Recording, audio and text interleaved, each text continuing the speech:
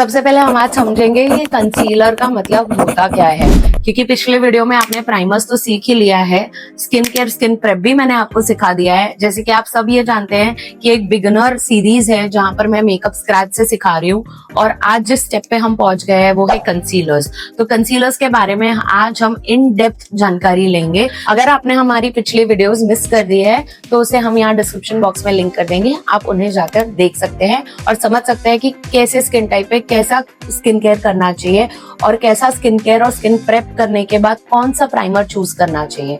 तो चलिए आज आगे बढ़ते हैं कंसीलर्स की तरफ। तो सबसे पहले समझेंगे कंसीलर कौन कौन से टाइप में आते हैं। तो कंसीलर दो फॉर्मूला में आते हैं, एक आते हैं क्रीम फॉर्मूला में जो आपको ऐसे पॉट स्टाइल में मिल जाएंगे, और दूसरे आते हैं ऐसे लिक्विड फॉर्मूला में। लेकिन इन दोनों में आपको ऐसे वेरिएंट्स मिलते हैं जो पॉट में भी हाइड्रेटिंग हो और जो पॉट में भी मैटिफाइंग हो। जरूरी नहीं है कि पॉट में है क्रीमी है तो वो सिर्फ आपको मैटिफाई ही करेगा, आपको हाइड्रेटिंग फॉर्मूलाज भी पॉट में मिलते हैं और आपको लिक्विड में भी दोनों फॉर्मूला मिलते हैं जो हाइड्रेटिंग भी हो और जो मैटिफाइंग भी हो। तो आपको आपका कंसीलर आपके स्किन टाइप के हिसाब से चूज करना है। अगर आप ड्राई हैं तो आपको हाइड्रेटिंग कंसीलर लेना है, और अगर आप ऑयली स्किन है तो आपको मैटिफाइंग कंसीलर लेना है। अब हमने ये तो समझ लिया कि कंसीलर कौन से फॉर्म में आता है, लेकिन कंसीलर का असली यूज क्या है वो अब हम देखेंगे। तो कंसीलर फाउंडेशन से कैसे अलग है पहले ये समझते हैं। फाउंडेशन का जो फॉर्मूला है, जो कंसिस्टेंसी है वो रनी रहती है, पतली रहती है। कुछ कुछ थिक फॉर्मूलाज भी आते हैं लेकिन तो पर भी वो कंसीलर से थिक नहीं होते हैं। तो कंसीलर ओवरऑल थिक फॉर्मूलाज में मिलते हैं। कंसीलर्स आपको ज्यादा कवरेज देते हैं और फाउंडेशन आपके स्किन टोन को इवन आउट करते हैं, लेकिन कंसीलर्स आपको कवरेज देते हैं। तो जैसे आपके डार्क स्पॉट्स हो गए, अंडर आई डार्क सर्कल्स हो गए, पिगमेंटेशन हो गई, एक्ने स्कार्स हो गए, एक्टिव एक्ने हो गए, इन सबको छुपाने के लिए आपको फाउंडेशन नहीं कंसीलर काम आएगा। अगर ऐसे स्टेज पे इनको बिना छुपाए आप डायरेक्ट फाउंडेशन लगाते हो तो ये सारी चीजें आपके फाउंडेशन के बाहर झलकेंगी, दिखेंगी, लेकिन कवरेज आपको नहीं मिलेगी। इसके लिए हैवी कवरेज के लिए, इन सब इम्परफेक्शंस को कवर करने के लिए हम कंसीलर यूज करते हैं। तो चलिए अब बात करते हैं शेड्स ऑफ कंसीलर की। तो सबसे पहले ये समझते हैं कि कंसीलर कौन कौन से शेड में आपके वैनिटी में होने चाहिए और कौन से शेड रेंज की कंसीलर्स क्या कंसर्न्स को टारगेट करेंगे। तो आपके पास एक फॉर्मूला के 4 कंसीलर्स होने चाहिए। कभी ऐसा मत करना कि अगर आपके पास मैटिफाइंग कंसीलर में 4 शेड है तो हाइड्रेटिंग में सिर्फ 2 ही शेड है। प्लीज आप ऐसे मत करना, आपके पास 4 शेड की कंसीलर होने ही चाहिए। तो पहले मैं ब्रेक डाउन करती हूँ चारों शेड्स आपके लिए। सबसे पहला शेड होना चाहिए ऑरेंज, जो एक ऑरेंज करेक्टर का काम करता है, क्योंकि आपके dark spots, pigmentation, under eye dark circles को, सारे इम्परफेक्शंस को कैंसिल आउट करता है। लेकिन सारे इम्परफेक्शंस इतने गहरे या पिगमेंटेड नहीं होते कि आपको उन्हें इतना ब्राइट ऑरेंज लगाना पड़े। तो आप क्या लगाओगे? तो आप एक ऐसा कंसीलर लगाओगे जो ब्राउन और ऑरेंज शेड का मिक्सचर हो, यानी उसमें ऑरेंज की क्वांटिटी कम हो और ब्राउन की क्वांटिटी ज्यादा हो। तो ये मेरा तरीका है काम करने का। अगर आप इस तरीके से काम नहीं करना चाहते हो तो आप एक लाइटर शेड ऑफ ऑरेंज ले सकते हो और फिर उसे न्यूट्रलाइज करके आप आपका फाउंडेशन शेड लगा सकते हो। सो न्यूट्रलाइज करना क्या होता है, जब आप इतना ब्राइट ऑरेंज लगाते हो और डायरेक्ट अगर आप इसके ऊपर फाउंडेशन लगाओगे तो ये ऑरेंज आपके फाउंडेशन को भी ऑरेंजिश ब्राउन बना देगा। इसके लिए इससे पहले आपको न्यूट्रलाइज करना होता है, यानी इससे पहले कवर करना होता है, फिर आप फाउंडेशन लगाते हो। लेकिन आप बोलोगे इसके ऊपर जो मैं कवर कर रही हूँ वो मैं डायरेक्टली लगा लूं अपने पिगमेंटेशन पे, तो जी नहीं, वो काम नहीं करेगा। अगर आप वो शेड डायरेक्ट अपने पिगमेंटेशन पे लगा लोगे तो आपकी पिगमेंटेशन कवर नहीं होगी, पिगमेंटेशन कैंसिल आउट नहीं होगी और फिर वो फाउंडेशन में से ग्रे दिखेगी।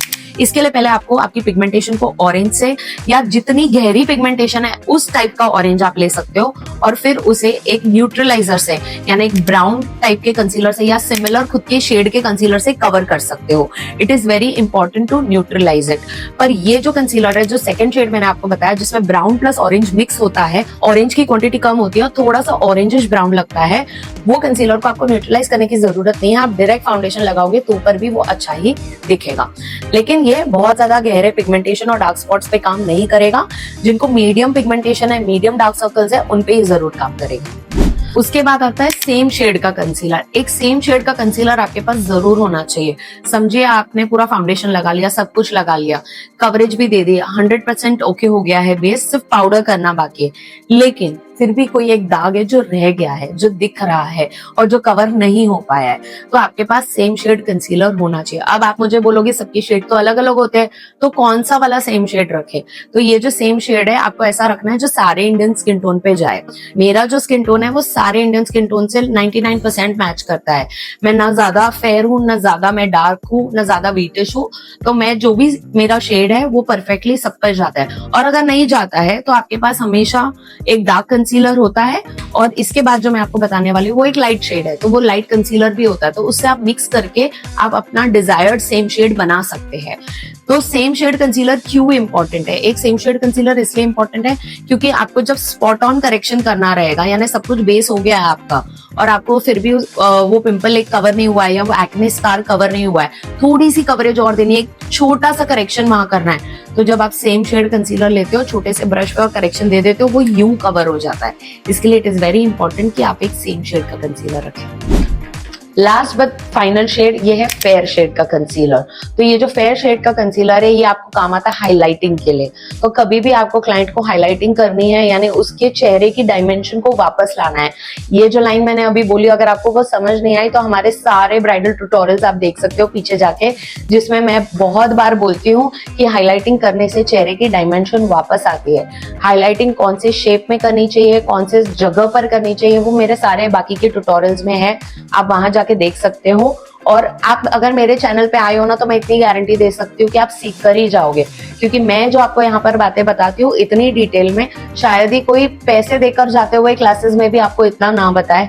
और आप ये सोचिए जब आप YouTube पे इतना कुछ सीख सकते हैं तो आप जब हमारे ऑफलाइन क्लासेस में आ जाएंगे जो मुंबई में है तो आप कितना सीख सकते हैं। अगर आप हमारे क्लासेस की इंक्वायरी करना चाहते हैं कोर्सेज की, तो यहाँ पर एक नंबर फ्लैश हो रहा है, उस नंबर पर आप हमें व्हाट्सएप कर सकते हैं, हम आपको सारी डिटेल्स दे देंगे।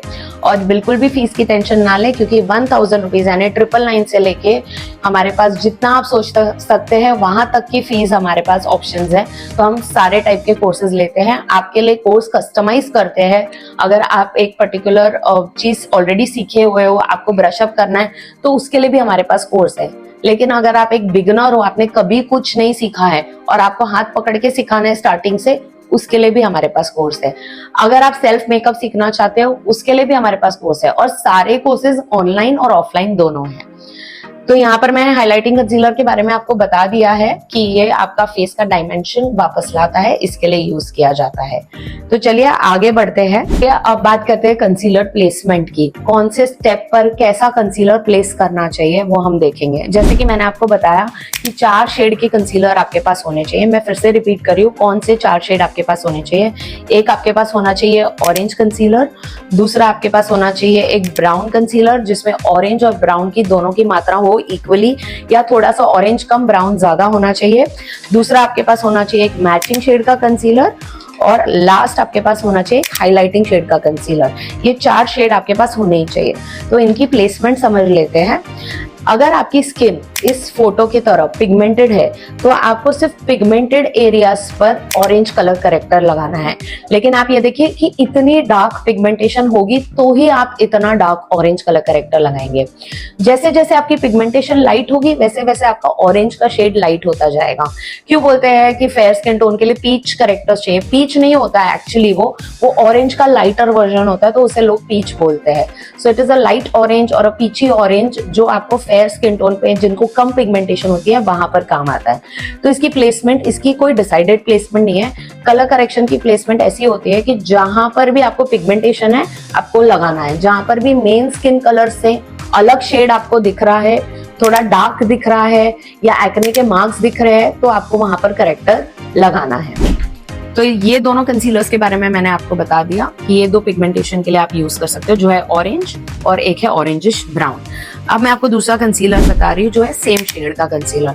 वो आपको स्पॉट करेक्टिंग के लिए यूज करना है। जैसे मैंने आपको बोला पूरा फाउंडेशन आपने लगा दिया है, पाउडर से लॉक नहीं किया है और आपको वहां पर थोड़ा सा करेक्शन करना है, आप ये कंसीलर सेम शेड का यूज कर सकते हैं। या फिर मैं आपको एक और ऑप्शन देती हूँ, क्राइलॉन का अल्ट्रा HD ब्राइडल पैलेट आता है, वो आप ले सकते हो। It is a very good palette, spot on correction करने के लिए सुपर्ब है। इनफैक्ट आपने अगर आपका फेस पाउडर भी कर दिया और फिर भी आपको करेक्शन करना है तो वो आप यूज कर सकते हो, वो बहुत अच्छा है।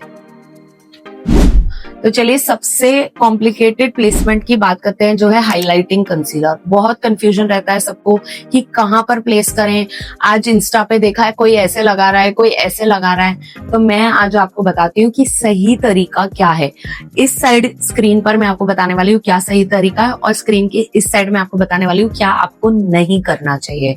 तो सबसे पहले हाइलाइटिंग कंसीलर जो है वो आपके स्किन टोन से 1 या 2 शेड ब्राइट होता है, ठीक है। तो आपको इतना ध्यान रखना है कि जब भी आप फाउंडेशन भी लगा रहे हैं उससे भी 1 शेड ब्राइट होना चाहिए।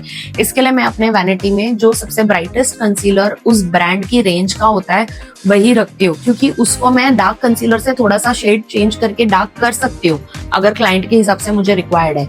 पर अगर मेरे पास सबसे लाइट शेड होगा ही नहीं तो मैं शेड बना नहीं पाऊंगी। इसके लिए कभी भी आपके कोई भी ब्रांड का कंसीलर आप रख रहे हो, सबसे लाइट शेड उस रेंज का और सबसे डार्क शेड उस रेंज का आप अपने पास आपकी वैनिटी में रखें, और जो बीच वाला शेड है वो आप मेन शेड बना के उसको रखें ताकि आप कस्टमाइज कर सके।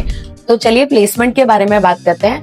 तो मैं आपको बताऊंगी कि कैसे प्लेस करते हैं। तो जो आपका कंसीलर है, आपने बहुत जगह पर देखा होगा इंस्टाग्राम पे, इस तरह कि पूरा एक ट्रायंगल बना देते हैं अंडर आइज पर, ठीक है, और यहाँ पर भी बहुत सारा कंसीलर लगा देते हैं, ठीक है। फिर कहीं आपने देखा रहेगा कि फोरहेड पर यहाँ पर भी लगाया है, किसी ने यहाँ पर भी लगाया है, तो पता ही नहीं चल रहा है कि लगाना कहाँ है और कहाँ से उसको फाइनल करना है। तो इसके लिए ये तरीका आप भूल जाइए। मैं आपको ये साइड बताती हूँ कि कैसा लगाना है। कभी भी कंसीलर को इस तरह से एक फ्लैट ब्रश पे ले लें। मैं आपको लगा के नहीं दिखाऊंगी, मैं सिर्फ ब्रश अपने चेहरे पर चला के बता रही हूँ ताकि आपको आइडिया आ जाए।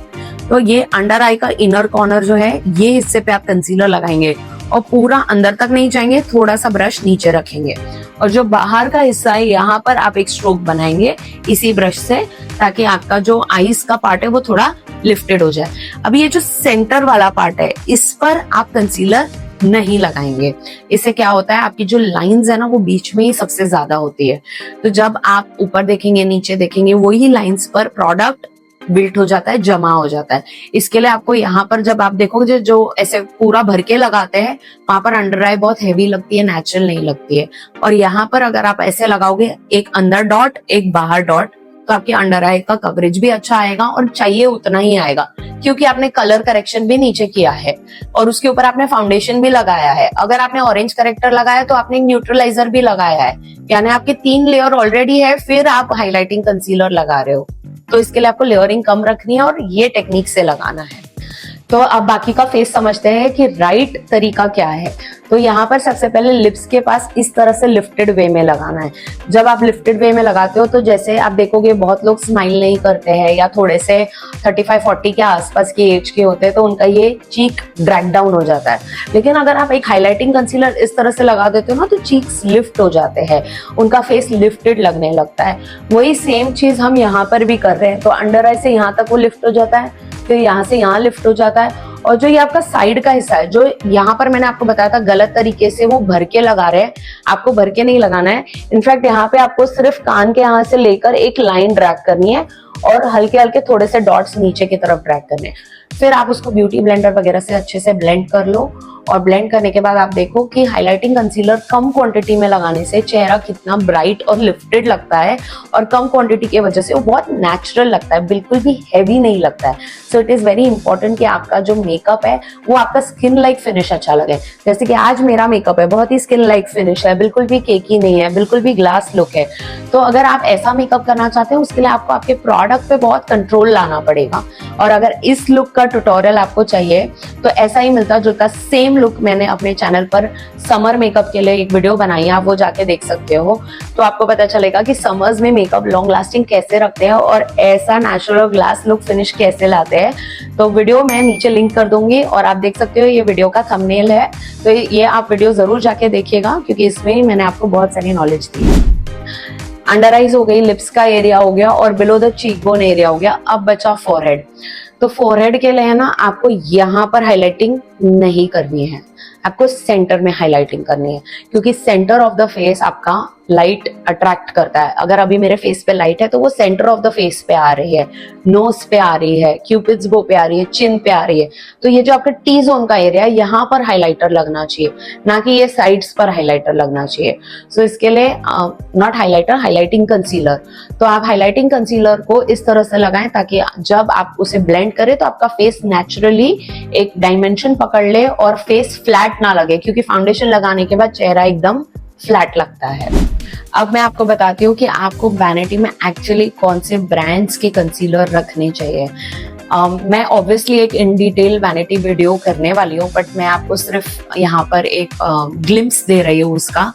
अगर आप एक डिटेल वैनिटी वीडियो चाहते हैं और चाहते हैं कि जल्दी बनाऊंगी तो मैं सही, बट अगर आप चाहते हैं कि मैं जल्दी बनाऊं तो फटाफट से हमारे कमेंट सेक्शन में वैनिटी करके कमेंट कर दीजिए और मैं जल्दी ही आपके लिए वो वीडियो लेकर आऊंगी। चलो, शेड्स तो मैंने आपको बता दिए कैसे चूज करने हैं, कैसे आपको कितने शेड्स रखने हैं, पर ब्रांड्स की अगर बात करूं तो मैं आपको अभी यहाँ पे बताने आई हूँ कि इकोनॉमिकल रेंज में आपके पास कौन से ब्रांड्स होने चाहिए और हाई एंड में आपके पास कौन से ब्रांड्स होने चाहिए। अगर आप एक बिगनर हैं या सेल्फ मेकअप करते हैं या फिर आप छोटे मोटे क्लाइंट्स करते हैं या खुद से मेकअप सीखे हुए हैं और या अभी आपने फ्रेश कोर्स किया है ऑलरेडी और वैनिटी बिल्ड कर रहे हैं, तो मेरा सजेशन ये है कि आप एक बिगनर लेवल से, इकोनॉमिक रेंज से यानी बजट फ्रेंडली रेंज से स्टार्ट करें ताकि आपको आपके वैनिटी पर भारी ना पड़े, और जैसे आपके क्लाइंट्स मिलेंगे, ग्रो होंगे आप खुद, तब जाके आप हाई एंड चीजें परचेज करें। तो यहाँ पर हम इकोनॉमिकल रेंज में ब्रांड देखेंगे तो सबसे पहला ब्रांड है फॉरएवर 52 का ये कंसीलर। ठीक है, ये बहुत अच्छा कंसीलर है और ये एक ऑलराउंडर फॉर्मूला है, ये सारे स्किन टाइप पर चलता है। तो आप ये वाला कंसीलर ले सकते हो। जैसे कि मैंने बताया, एक मेन शेड, एक सबसे लाइट, एक सबसे डार्क शेड और एक ऑरेंजिश ब्राउन शेड, एक ऑरेंज। तो आप 4 शेड इसमें ले सकते हैं। और दूसरा ब्रांड है वो भी फॉरएवर 52 का है, लेकिन इसकी कवरेज उससे ज्यादा अच्छी है। तो अगर आपको थोड़ा महंगा कंसीलर लेना है और कवरेज अच्छी चाहिए तो आप ये वाला भी यूज कर सकते हो। इसके कंपैरिजन में ये वाला थोड़ा महंगा है, बट ये दोनों अफोर्डेबल रेंज में ही गिने जाएंगे। This one is my favorite. This is PAC का Take Cover Concealer. Guys, believe me, when I started my career, this was the first concealer that I bought. ये मेरा सबसे पहला कंसीलर है। तो अगर आप एक बिगनर हो और आपको कुछ अभी समझ नहीं आ रहा है, गो फॉर दिस कंसीलर। सबसे अच्छा कंसीलर है, आपको कभी धोखा नहीं देगा। कवरेज भी बिल्डेबल है, अगर आपने एक लेयर लगा दी, आपको और एक लेयर लगानी, आप लगा सकते हो। लेकिन अगर आपको प्रोडक्ट मिनिमम रखना है तो भी आप रख सकते हो। तो बहुत अच्छा कंसीलर है। थोड़े से स्किन केयर बेनिफिट्स चाहिए तो ये वाला कंसीलर ले लो। ये है blackout concealer from character cosmetics. Guys, trust me, it's a very good concealer. Formula hydrating है, लेकिन कवरेज एकदम टार्ट शेप टिप जैसी कवरेज है इसकी, और बहुत अच्छी शेड रेंज में आते हैं। सबके लिए कोई ना कोई शेड मिल ही जाएगा। So this is one concealer you should definitely invest. अगर हम पॉट कंसीलर्स की बात करें और इकोनॉमिकल रेंज में बात करें तो ये आप ले सकते हो। ये है PAC का पॉट कंसीलर, बहुत अच्छा है और मैं कब से इसे यूज कर रही हूँ। मैं आपको दिखाती हूँ इसकी हालत। ये देखिए, ये खाली हो चुका है और इसमें मेरे पास 3 से 4 शेड्स हैं। सो आप हमेशा अपने वैनिटी में शेड्स रखिए इसके भी। और ये बहुत अच्छा formula, all skin type formula है। आप ऑयली स्किन पर भी लगा सकते हैं, ड्राई स्किन पर भी लगा सकते हैं, कॉम्बिनेशन स्किन पर भी लगा सकते हैं। बट अगर आपकी स्किन ज्यादा ऑयली है तो मैं बोलूंगी कि ये आपके ऑयल को नहीं रोकेगा पर कवरेज देगा। लेकिन अगर आपको ऑयली स्किन पे लॉन्ग लास्टिंग मैटिफाइंग मेकअप चाहिए तो ये नहीं चलेगा। तो चलिए अब हाई एंड कंसीलर्स की बात करते हैं। 2 फेवरेट ब्रांड्स है मेरे, एक और है पर वो अभी मेरे पास नहीं है यहाँ पर, तो फिर भी मैं आपको रिकमेंड जरूर करूंगी। तो सबसे पहला है ये cult favourite tart shape tip concealer. लेकिन एक बात आप समझ लें, इसमें 2 वेरिएंट आते हैं, एक क्लासिक ओरिजिनल वेरिएंट और एक है हाइड्रेटिंग वेरिएंट। ये जो क्लासिक ओरिजिनल वेरिएंट है ये आपको ऑयली स्किन के लिए सबसे बेस्ट फॉर्मूला है। जो हाइड्रेटिंग फॉर्मूला है मैंने आज तक यूज नहीं किया है, मुझे उसके बारे में नहीं पता, बट मैंने जितनी रिसर्च की है उसके हिसाब से लोगों को हाइड्रेटिंग फॉर्मूला कम पसंद आता है। बट ये जो OG फॉर्मूला है, this is very good. So you should always invest in a tart shape tip concealer for oily skin. अब मैं आपको ऑयली स्किन के लिए एक ऑप्शन और दे रही हूँ जो मेरे पास नहीं है, वो है हुडा ब्यूटी कंसीलर। मेरे पास था, खत्म हो गया है और अब मेरे पास आपको दिखाने के लिए नहीं है, मैंने ऑर्डर डाला हुआ है। तो Huda Beauty concealers are very very good and they don't move, they don't crease, they don't budge. बहुत अच्छा कंसीलर है, आप वो यूज कर सकते हो। और अगर आपको हाइड्रेटिंग फॉर्मूला चाहिए तो टू फेस के कंसीलर्स शेफ्स किस, बहुत अच्छा है, बहुत अमेजिंग है, बिल्कुल भी डिसअपॉइंट नहीं करेगा। मेरे पास अभी भी इसके 5 से 6 शेड्स मेरी वैनिटी में है and it's a wonderful concealer. बहुत मजा आएगा आपको यूज करके, specially on normal to dry skin. और बिल्डेबल करने की जरूरत ही नहीं है क्योंकि ऑलरेडी एक ही स्वाइप में कवरेज इतनी अच्छी, आपको बार बार इसे बिल्ड करने की जरूरत नहीं है। Now next is our last concealer. ये है नार्स का pot concealer and this is mostly used on combination to oily skin, क्योंकि ये जो फॉर्मूला है ये बहुत ज्यादा हाई कवरेज फॉर्मूला है और मैटिफाइंग फॉर्मूला है। तो जितना आप ये ऑयली और कॉम्बिनेशन स्किन पे यूज करोगे उतना अच्छा रिजल्ट आपको ये देगा। ड्राई स्किन पर थोड़ा ड्राई लगता है, इसके लिए नार्स का जो रेडियंट कंसीलर है लिक्विड वाला वो आप ड्राई स्किन पर यूज कर सकते हो। But pot concealers eye makeup के लिए भी यूज कर सकते हो एज एन आई बेस, क्योंकि आपकी जो आईलिड्स है वो ऑयली हो जाती है। तो ऐसा एक mattifying concealer as a eye base use करना बहुत ही अच्छा स्टेप रहेगा। So do invest in this one also. तो कंसीलर्स के बारे में तो मैंने आपको बता दिया, लेकिन आपको अगर इसकी एप्लीकेशन टेक्निक सीखनी है तो मैं आपको बता दूं, हमारी एक ऑनलाइन क्लास आ रही है जो सिर्फ लिटरली 999 रुपीज में है, यानी एक पिज्जा के प्राइस से भी कम के प्राइस में हम आपको एक क्लास सिखा रहे हैं, जिसमें मैं एक लाइव ब्राइडल मास्टर क्लास करने वाली हूँ और आपको मैं अपनी सारी टेक्निक्स उस क्लास में बताने वाली हूँ। और साथ ही में कंसीलर की एप्लीकेशन टेक्निक भी मैं आपको बताऊंगी। और हर स्किन टाइप पे मैं आपको कलर करेक्शन के बारे में ऑलरेडी इस वीडियो में समझा चुकी हूँ, बट उस दिन मैं और इन डेप्थ आपको समझाने वाली हूँ। अगर आप वो हमारा 1 day online makeup master class join करना चाहते हो तो इस स्क्रीन पर दिए गए नंबर पर आप हमें व्हाट्सएप करें, आपको हमारी टीम हेल्प करेगी फॉर रजिस्ट्रेशन। और ये आप क्लास कहीं से भी अटेंड कर सकते हो। 3 मई को है और बिल्कुल भी आपको चिंता करने की जरूरत नहीं है, हर चीज का हम ध्यान रखेंगे और आपको पूरी तरह सिखाएंगे। जब आपको मैं यूट्यूब पे इतना अच्छे से सिखा सकती हूँ, तो जब आप मेरे पास ऑनलाइन क्लास में आ जाओगे तो मैं आपको कितना कुछ सिखाऊंगी। So don't worry, just come and change your life with me. It's very important for everyone who is a makeup lover to learn makeup and monetize it. यानी आप मेरे चैनल पर सिर्फ मेकअप देखो ही नहीं, देख के सीखो, सीखने के बाद उससे पैसा कमाओ, ये मेरा गोल है। हर एक सब्सक्राइबर, हर एक व्यूअर जो मेरे चैनल पे मेकअप देख रहा है, सीख रहा है, मैं चाहती हूँ कि वो उससे पैसे कमाए, ना कि सिर्फ देखे। लेकिन पैसे सिर्फ वीडियो से देखकर आप नहीं कमा सकते हो, आपको उसके लिए मैदान में उतरना पड़ेगा, आपको उसके लिए क्लासेस करनी पड़ेंगी और इन डेप्थ सीखना पड़ेगा, अपनी स्किल्स को पॉलिश करना पड़ेगा। आप मेरे साथ कर सकते हो, अपने लोकल एरिया में कर सकते हो, आप मेरे चैनल के थ्रू भी सीख सकते हो। लेकिन जब आप किसी क्लास में आते हो ना 1-on-1, तब आपको पता चलता है कि आपकी मिस्टेक क्या है, क्योंकि सामने वाला आपकी मिस्टेक को करेक्ट कर सकता है। और अगर आप हमारे चैनल पे नए हो और मुझे नहीं जानते हो तो मैं अपना इंट्रोडक्शन दे दूं। मैं हूं Nikita Arora, a luxury bridal makeup expert and an educator, और मैं हूं मुंबई बेस्ड और हमारी सारी क्लासेस ऑनलाइन और ऑफलाइन दोनों अवेलेबल है। तो अगर आप कोई भी कोर्स की जानकारी चाहते हैं तो स्क्रीन पर दिए गए नंबर पर कॉन्टैक्ट करें और हमारे चैनल को जरूर सब्सक्राइब करें, क्योंकि मैं हफ्ते में 2 बार आपको इतना इन डेप्थ मेकअप सिखाने के लिए आती हूँ और बिना सिखाए यहाँ से नहीं जाती हूँ। तो इसके लिए मेरी रिक्वेस्ट है आप सबसे कि सब्सक्राइब करें और हमें कमेंट सेक्शन में बताएं कि आपको नेक्स्ट क्या सीखना है, तो मैं आपको और भी मेकअप अच्छे से सिखा सकूंगी। I will see you until next time.